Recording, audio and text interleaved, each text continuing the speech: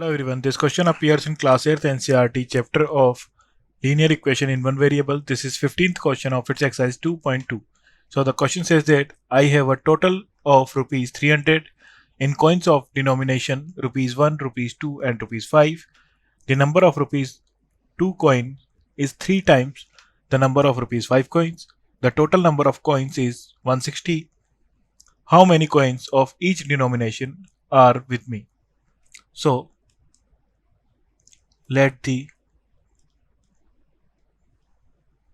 number of rupees 5 coins be x.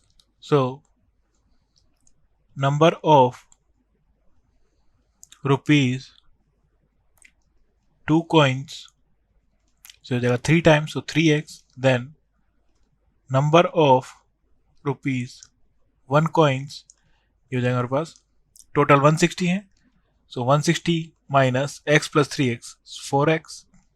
Then value of rupees 5 coins is equal to 5 into x, so ये हो जाएगा 5x.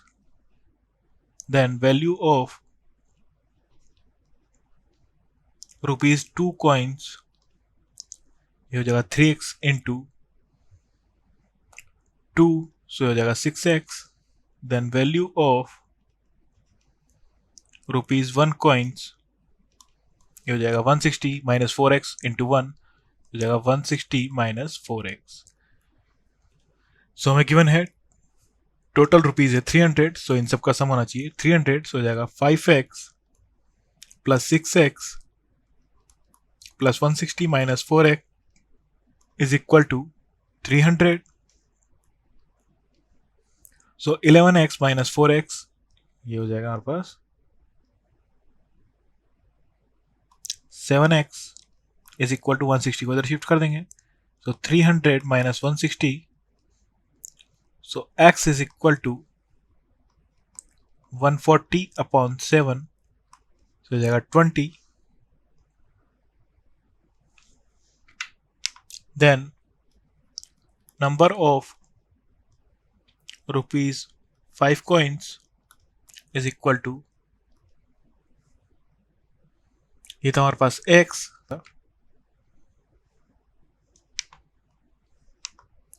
x is equal to 20. Then number of rupees 2 coins, so ये था हमारे पास 3x, so there are 3 into 20 is equal to 60. Then number of rupees 1 coins is equal to 160 minus 4x, so 4 into 20, so हो जाएगा 160 minus 80 is equal to 80. Thank you.